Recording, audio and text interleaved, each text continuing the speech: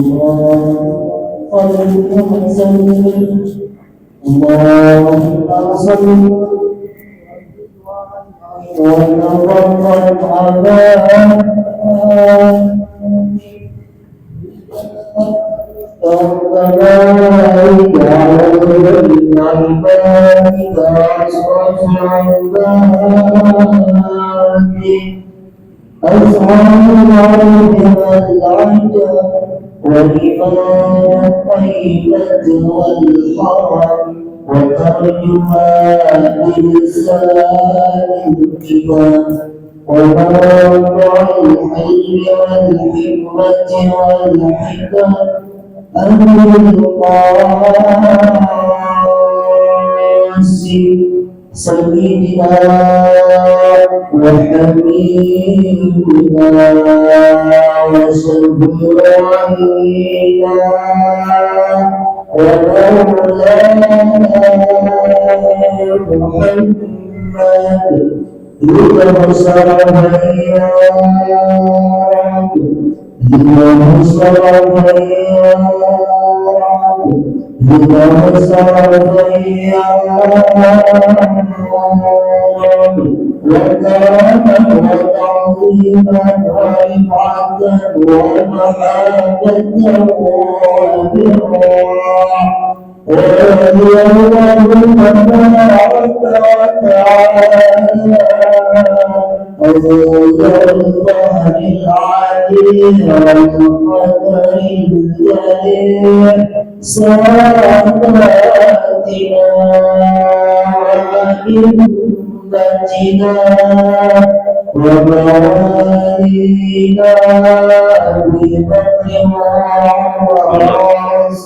Kitab ini berapa harganya? Kitab tauhid ini harganya berapa? Berapa? 60.000. Apa? 65.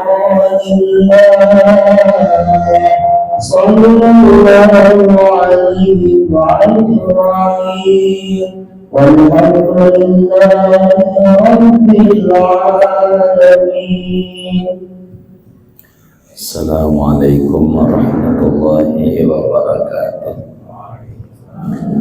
Bismillahirrahmanirrahim. Alhamdulillahi rabbil alamin. Wassalatu wassalamu ala sayyidina Muhammadin wa ala alihi wa sahbihi ajma'in. Allahumma inna nasta'dika li arsyadi amrina wa zidna ilman yanfa'una. Halaman 18.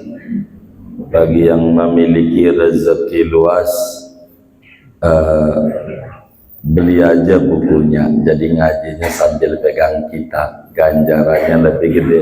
Biayanya berapa? 65.000. Atau ada yang lebih mampu barangkali mau nolongin jamaah, tapi dulu ada yang nolongin, hilang juga bukunya ya. Oh begitu ya, beli aja masing-masing dah. Hubungi siapa nih kalau beli? Oh hubungin Bang Nur yang mau, agar supaya ngajinya pegang kitab, jadinya lebih besar ganjarannya. Wa fil hikamil ataiyati innama yu'limu kal man'u li adami fahmika anillahi fihi. Sesungguhnya menyakitkan padamu oleh penolakan Allah karena ketiadaan pahamnya kamu anillahi tentang Allah fihi pada penolakan doa-doamu itu. Mata fatahalaka babal fahmi fil man'i adal man'u ainal ata'i. Manakala Allah buka bagimu akan pintu pemahaman pada penolakan itu, niscaya berubah menjadi penolakan itu hakikat pemberian yang sesungguhnya. Wallahu a'lam bishawab. Dua, biar kelar malam ini. Saudara sekalian yang mulia, malam hari ini kajian kita mau menutup pembahasan qiyamuhu binafsihi. Pertemuan mendatang kita tidak akan membahas lagi qiyamuhu binafsihi, akan pindah pada bahasan wahdaniyah. Sebagaimana dimaklumi oleh kita bahwa di antara sifat wajibnya Allah adalah qiyamuhu binafsihi. Allah itu berdiri sendiri. Berdiri sendiri itu bahasa simpruknya kaya raya.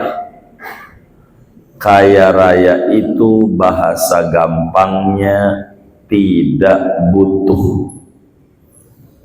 Jadi yakinilah di dalam hati bahwa sifatnya Allah itu tidak butuh. Berarti kita bukan Allah. Berarti sifat dasar kita adalah butuh.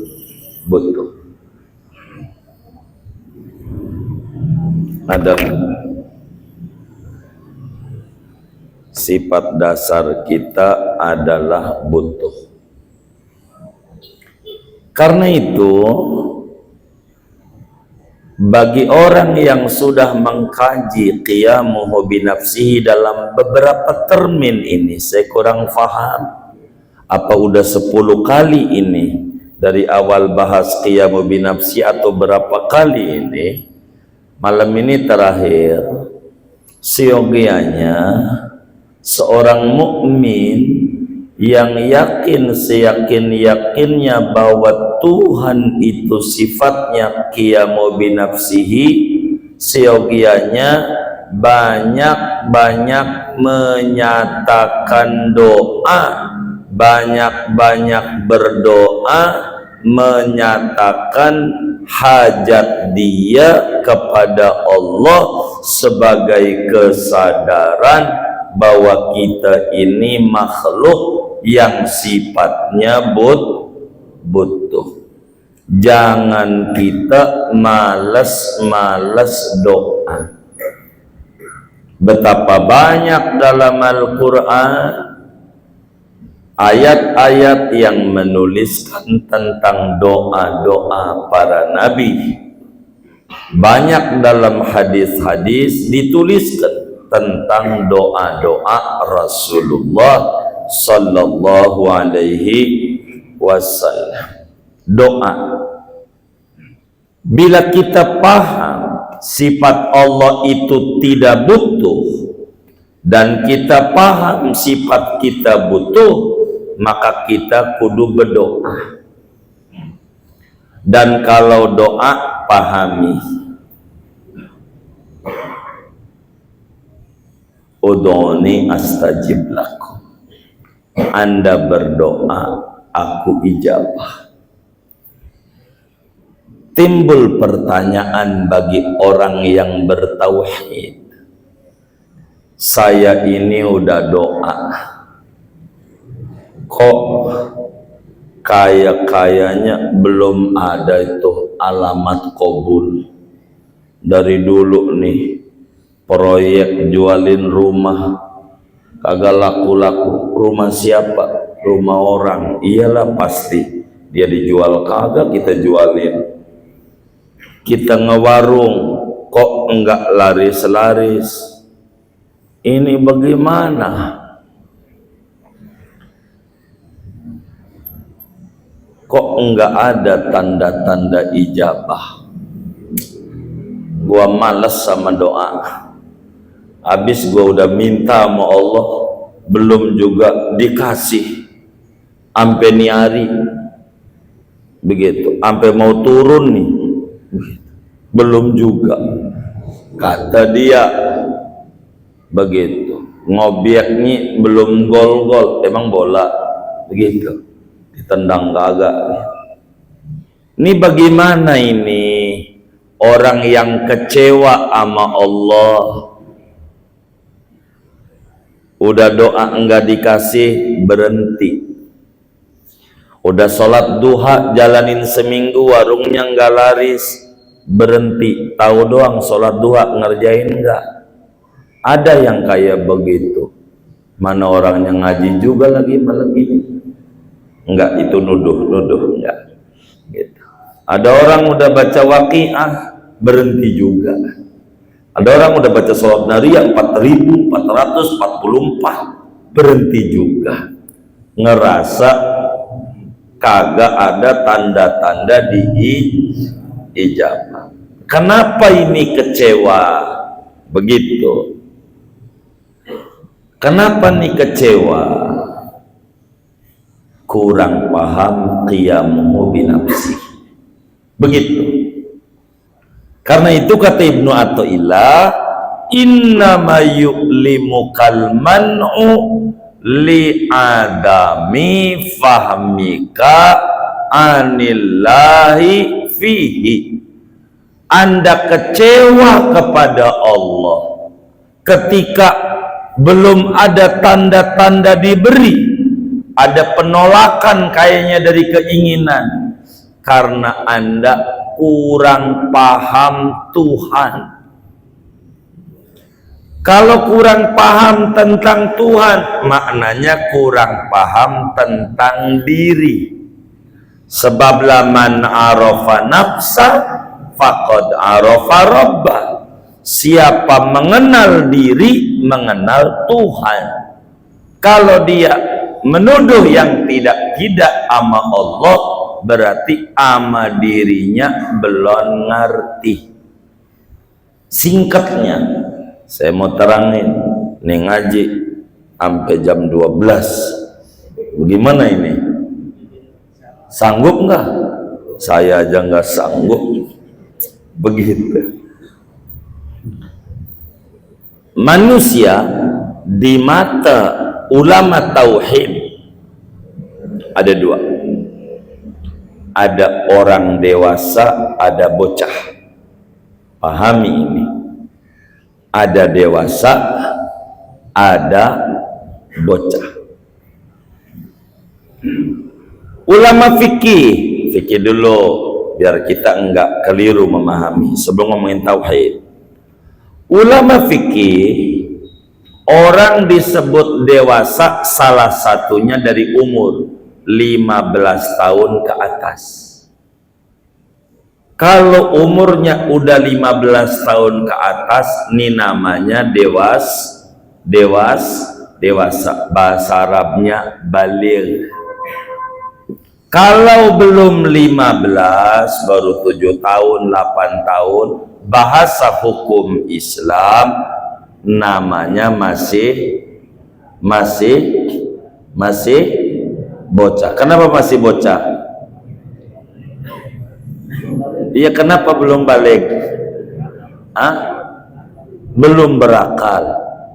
Berarti nggak dengerin tadi. Dengerin nih, jangan meleng. Harus paham. Orang disebut balik kalau umurnya 15 tahun ke atas. Itu disebut balik tuh bahasa simpruknya dewasa. Kalau umurnya 15 tahun ke atas namanya dewasa. Kalau umurnya baru 7 tahun, 8 tahun namanya bocah. Kenapa bocah? 15 tahun ke bawah. Kalau umurnya 15 tahun ke bawah masih kalau 15 tahun ke atas dewasa. Timbul pertanyaan, nih yang ngaji nih udah 15 tahun belum? Nih bener nih yang ngaji nih udah 15 tahun belum? Belum, bocah. Begitu. Ini udah 15 tahun belum? udah berarti dewasa. Kata siapa tuh? Kata siapa tuh? Ulama fikih. Begitu. Standar hukum fikih itu hukum. Standar hukum Islam, orang disebut balik kalau umurnya 15 tahun ke atas. Itu berarti dewasa. Maka yang ngaji ini udah dewasa karena udah di atas 15 tahun. Tapi beda sudut pandang ulama tauhid. Dan kita malam hari ini ngaji tauhid. Ada bocah, ada dewasa. Mengukur dewasa dan bocah bukan dari umur. Itulah ulama tauhid. Mengukurnya dari mana? Dari perjalanan spiritual. Dari perjalanan spiritual. Perjalanan ruhani. Bila mana perjalanan ruhaninya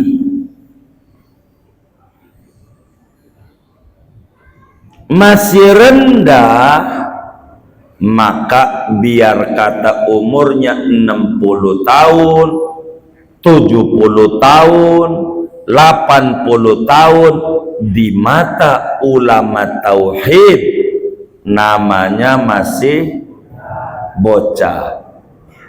Walaupun sudah ubanan, tetap masih, karena perjalanan ruhaninya masih rendah. Walaupun umurnya 7 tahun, 8 tahun, kalau perjalanan ruhaninya sudah jauh, namanya sudah, walaupun di bawah 15. Tuh, sudut pandang berbeda. Nah, tinggal kita ukur. Kita ini sebetulnya dalam kacamata agama masih bocah apa udah dewasa. Inilah kajian kita menutup qiyamuhu binafsi. Gitu.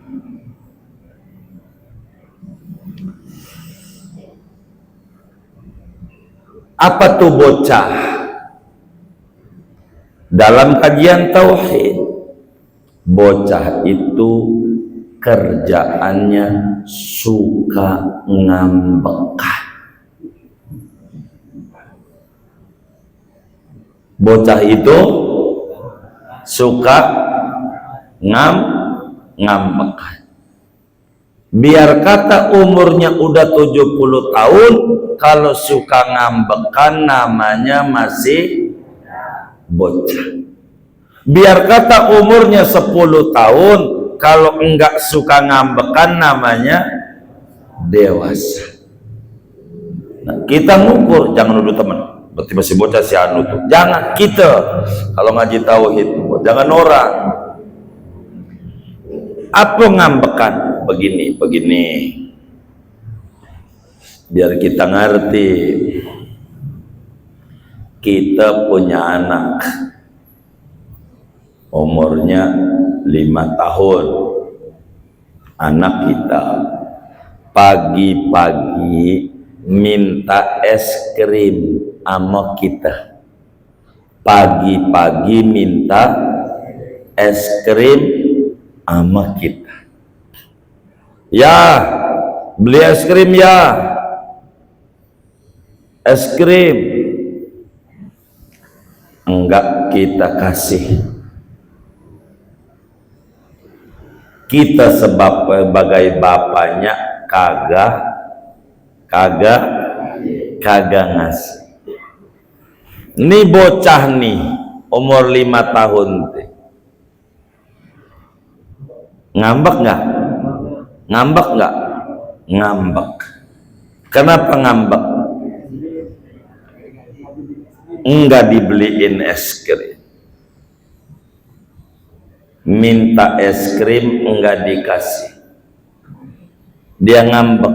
Ngambeknya itu menuduh yang tidak-tidak sama bapak.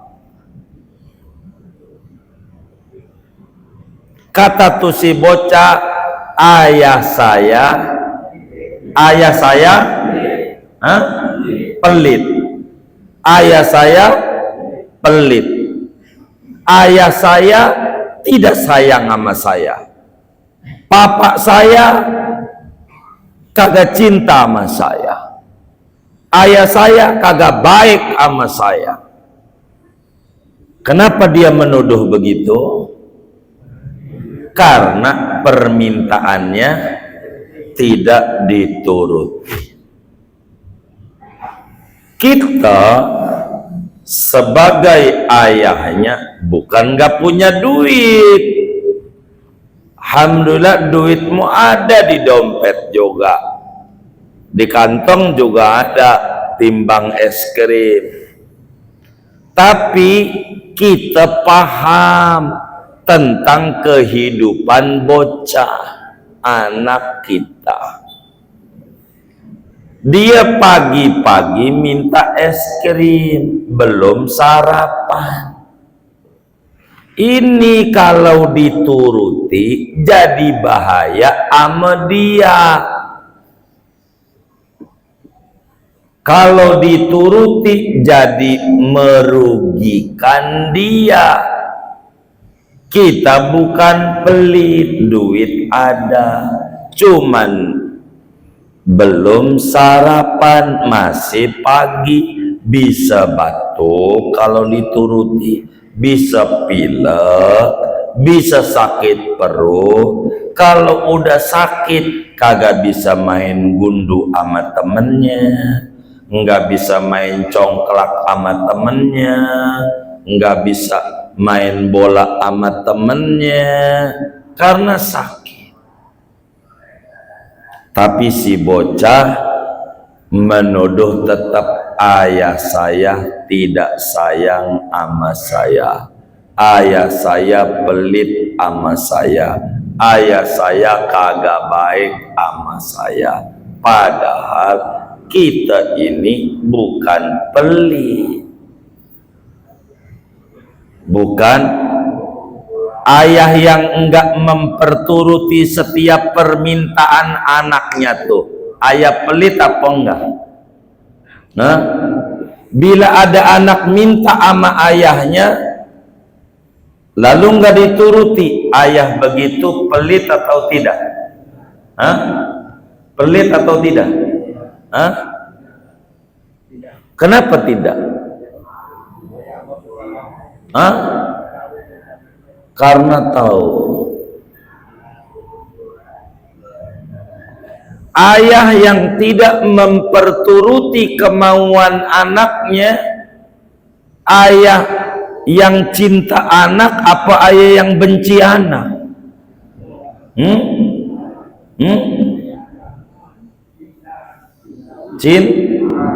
Cinta. Ayah yang selalu memperturuti permintaan anaknya, itu ayah begitu sebetulnya ayah cinta atau ayah tidak cinta? Yang benar nih. Hah? Iya, ayah cinta atau tidak cinta? Kenapa tidak cinta? Hah? Iya, jadi ayah yang baik tidak semua yang diminta oleh anaknya dituruti. Ada anaknya, ya saya mau loncat dari lantai 2 Al-Ma'ruf, boleh. Ini ayah kagak bener. Yang kayak begini, ayah bener apa kagak nih? Kagak. Lihat dulu manfaat apa kagak. Itu ayah yang baik. Ini minta es krim belum sarapan, dituruti, ayah jahat. Ayah itu kudu baik. Dilihat belum sarapan bakalan sakit. Ini ndak benar. Maka ketika anaknya minta es krim, enggak dikasih es krim, sebetulnya ayah itu memberi atau tidak? Hah? Hah? Hah? Hah? Memberi tapi ditunda. Begitu jawabannya. Ada ya diminta es krim enggak ngasih. Ayah tuh sebetulnya ngasih atau tidak ngasih? Ngasih atau tidak? Hah? Ngasih. Ngasih apa? Ngasih apa? Ngasih atau tidak ini? Ngasih apa? Pelajaran. Hah? Ngasih enggak ini? Anaknya minta es krim pagi-pagi, lalu nggak dituruti. Sebetulnya si ayah nih ngasih atau tidak? Nyampe nggak sih supaya hari ini ya? Biar cepat saya di ngaji. Kelamaan jawabnya. Ayo dong, biar cepat saya, biar paham, jangan takut jawab. Jadi enak ngaji. Begitu. Jadi ada anak minta es krim enggak dituruti. Itu sebetulnya ayah ini memberi atau tidak? Hah? Memberi tapi ditunda. Oh begitu. Berarti kalau tapi ditunda tidak memberi. Memberi atau tidak? Tidak. Tidak memberi. Hah? Jadi sebetulnya memberi yang terbaik. Memberi yang terbaik. Bukan ditunda, memberi yang terbaik untuk si bocah. Bukan menolak, tapi memberi. Permintaan dia baik, tapi pemberian sang ayah yang penuh cinta kasih akan memberi yang terbaik dari yang diminta. Yang terbaiknya tidak diberi. Itu namanya memberi yang terbaik. Namanya ayah yang paham kehidupan. Bila si bocah ini yang menuduh ayahnya pelit, ayah saya kagak sayang, ayah saya kagak cinta, ayah saya kagak baik, ini karena masih bocah. Kelak dia berumah tangga, dia kawin dah tuh, punya anak, baru paham. Berarti dulu itu ayah itu bukan tidak memberi, tapi memberi yang terbaik. Berarti bocah sudah dewasa.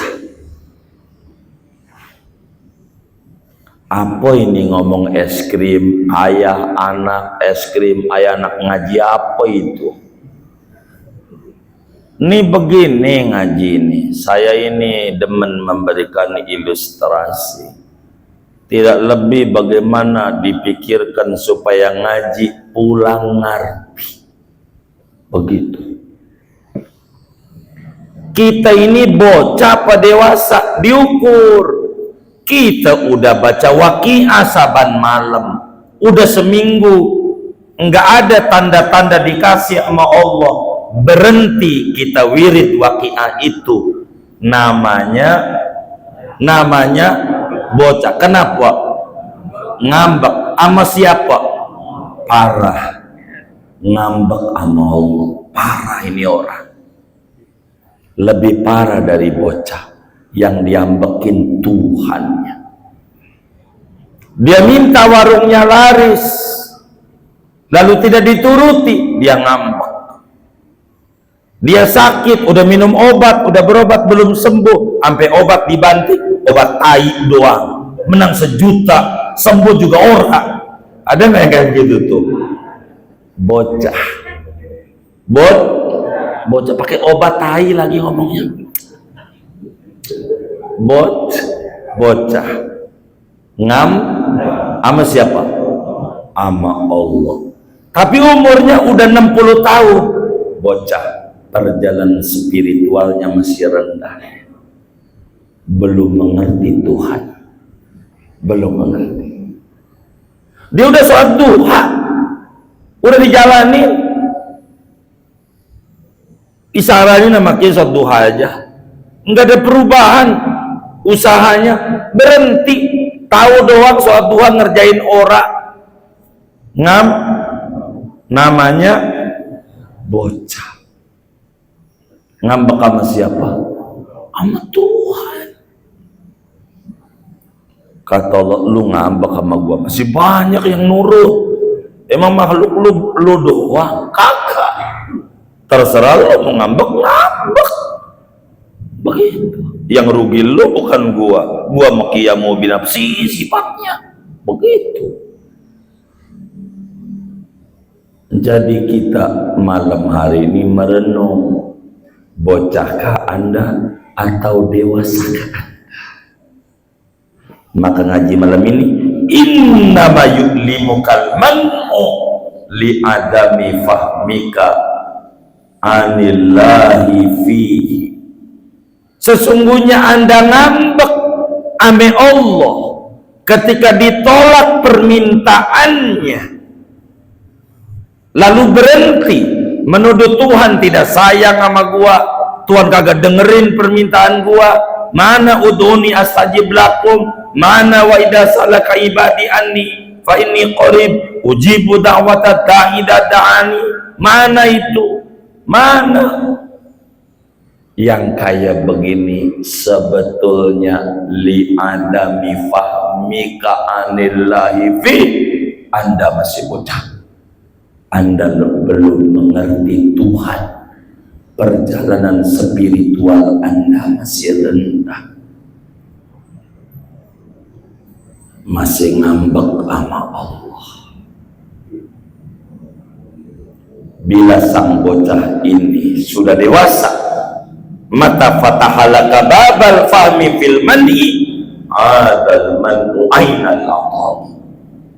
Bila dibukakan hijab dalam kalbunya, ada cahaya Tuhan, mengerti rahasia kehebatan Tuhan.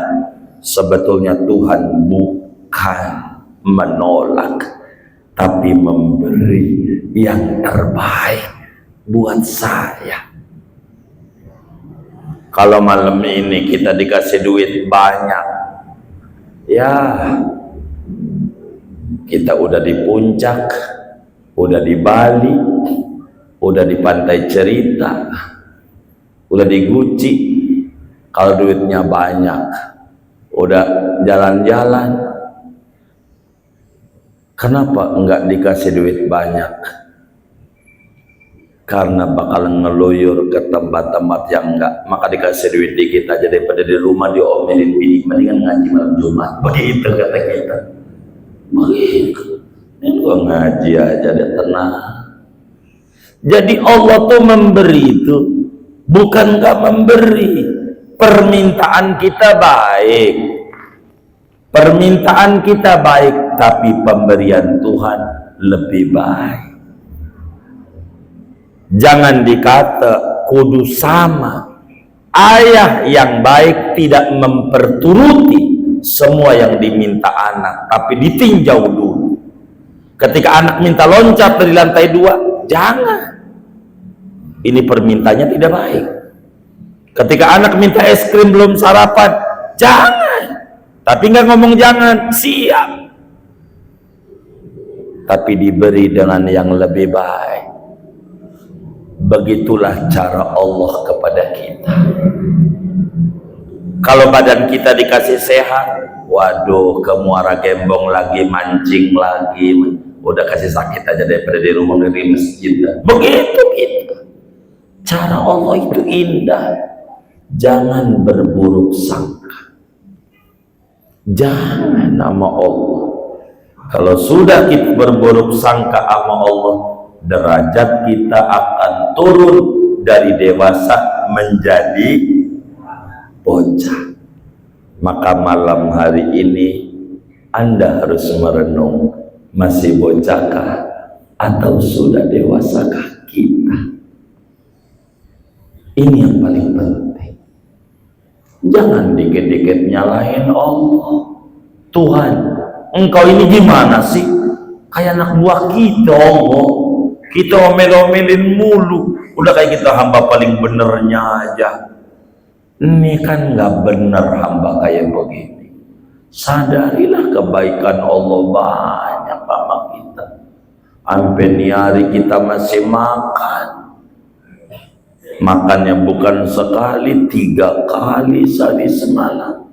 Itu juga udah belum termasuk bakso, mie ayam, ketupat laksa kampung kecil, belum masuk. Begitu bubur Betawi Gang Amsar, Cipulir belum masuk. Sotomi, mie Juhi Bayoran belum masuk. Gorong ada Cone belum masuk. Soto Yakub, Bon Mangga 4 belum masuk. Yang kayak begitu masih ngeluh juga sama Allah. Innalillahi wa inna roji'un. Kurang baik apa Allah sama kita? Kita yang banyak kurang baiknya. Jangan nyalain Allah. Lihat Rasulullah Sallallahu Alaihi Wasallam sebagai teladan sejati. Pergi ke Taif dari Mekah. Niat mau ngapain? Dakwah. Mau ngajarin yang benar. Apa sambutan orang Taif? Sambitan, bukan sambutan. Lemparin batu. Padahal mau ngajak kebenaran. Lalu Nabi nyalain Allah? Kagak. Nyalain Allah? Kagak. Nyalain diri. Kata Nabi, Tuhan, saya mengadu.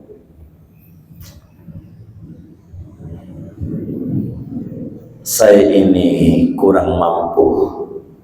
Sedikit siasat dakwah, hina di mata orang. Tuhan, kemana kau akan serahkan aku? Di Taif disambit, di Mekah ditindas, kemana? Asal kau enggak marah sama saya, tidak berhasil dakwah di Taif ini, enggak mengapa, walaupun badan bercucuran darah. Meski begitu saya sih pengennya selamat. Yang penting kau enggak marah, enggak apa-apa. Dengan saya tidak berhasil dakwah di Taif. Begitu. Padahal badannya luka. Kalau kita, Tuhan, gue udah dakwah, gue udah berbuat baik, udah sedekah, udah tahajud, mana?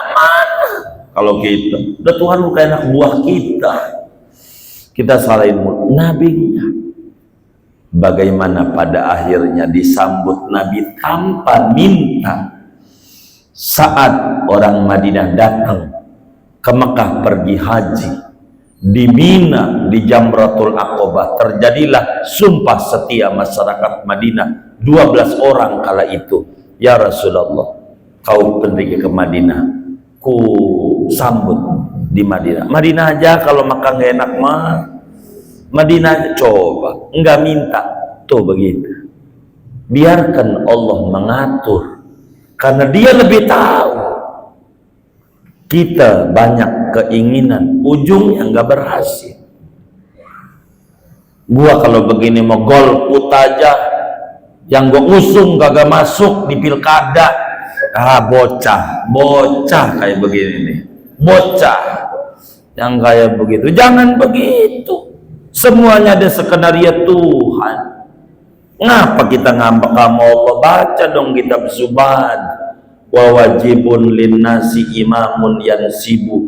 Ahlus sunnah wal jamaah mengatakan wajib hukumnya kepada masyarakat yang punya hak pilih dalam pandangan agama memilih pemimpin. Pilih, tapi nggak usah pakai tapi. Yang disodorin yang mana? Yang ada aja. Tapi nggak pakai tapi. Yang mana kek? yang rada hitamnya dikitan, kayak makan kacang. Tahu nggak makan kacang?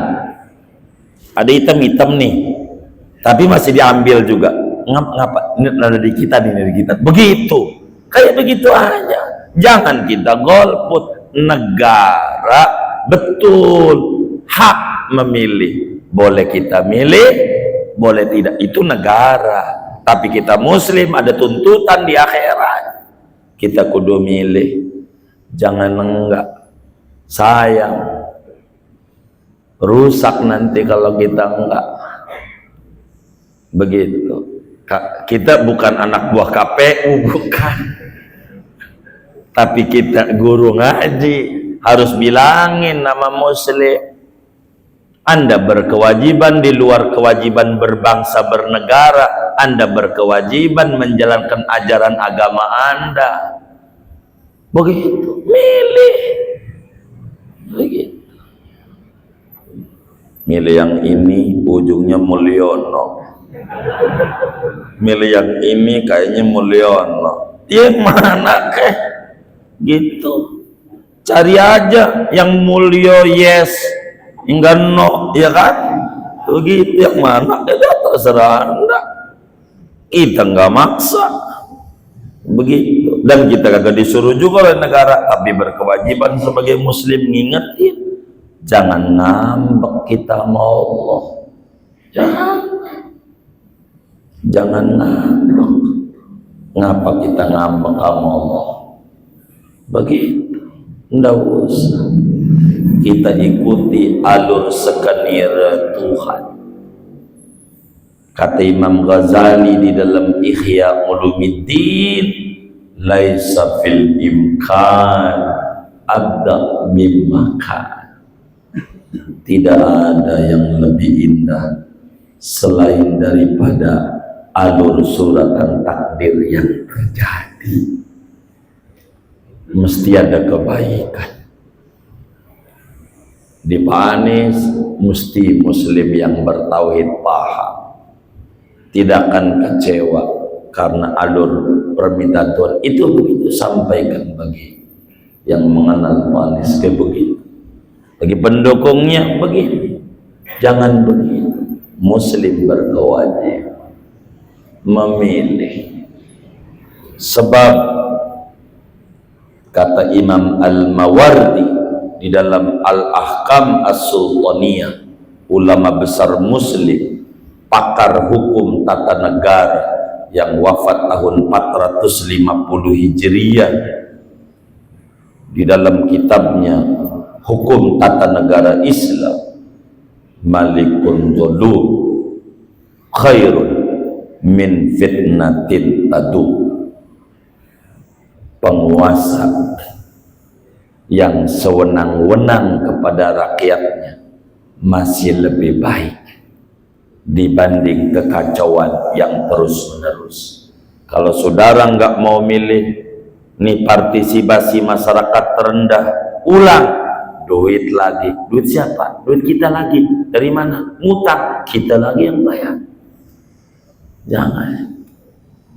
Saya bukan anak buah KPU, bukan. Begitu. Tapi saya harus menerangkan mumpung kajiannya. Jangan kecewa dengan apa yang terjadi. Ambil hikmahnya. Ambil hikmahnya. Muallim Syafi'adani rahimahullah rahmatal abrar menjabarkan pada bagian ini satu kisah menarik tahun 60-an. Begitu kata Muallim Syafi'adani rahimahullah. Dulu tahun 60-an haji masih gampang, pakai kapal laut. Kita bayar, berangkat. Sehingga ada orang bikin syukuran malam Jumat, selamatan walimatus safar, syukuran mau haji. Acara sampai malam karena ngundang banyak kiai dan habaib. Akhirnya sampai jam 12 lebih. Dia ada kekhawatiran dalam hati, punya feeling juga. Sampai dia bilang sama mantunya yang laki, tuh sama mantu, ini besok pelunasan terakhir, lo jangan ampe kagak lunasin tuh, babak malu, muka ditaruh di mana kalau kagak berangkat. Lo jangan ampe kesiangan, lo lunasin itu haji. Malu babak udah syukuran begini kalau ampe gak berangkat. Siap bak, kata si mantu. Lah bebenah malam itu ampe subuh, mantu borok ngelunasin, sholat Jumat juga kagak, ketiduran, telat.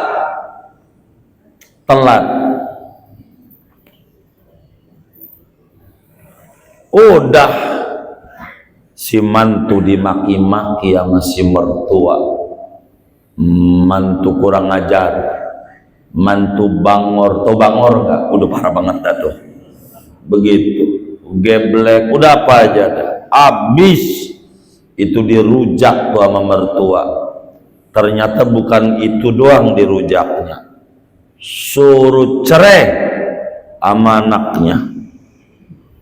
Tapi mantu bertahan, emosi abahnya paham, abahnya marah berlebihan, tinggal sama mantu, enggak dicerai. Sudahlah si abahnya ngamuk-ngamuk, kurang ajar, mantu kurang ajar, begitu, udah macam-macam. Ternyata kapal feri yang terakhir itu kena badai, mati semuanya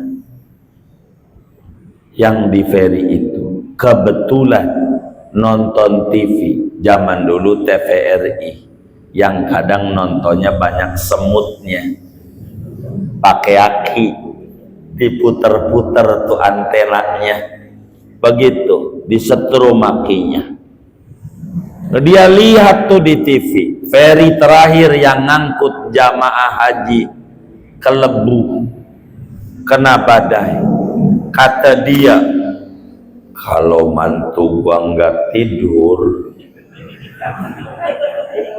gua untung aja mantu gua tidur.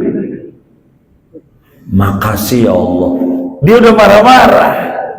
Innama yu'limu kalman'u li'adami fahmika anil laifi. Anda kecewa sama Tuhan karena Anda tidak paham.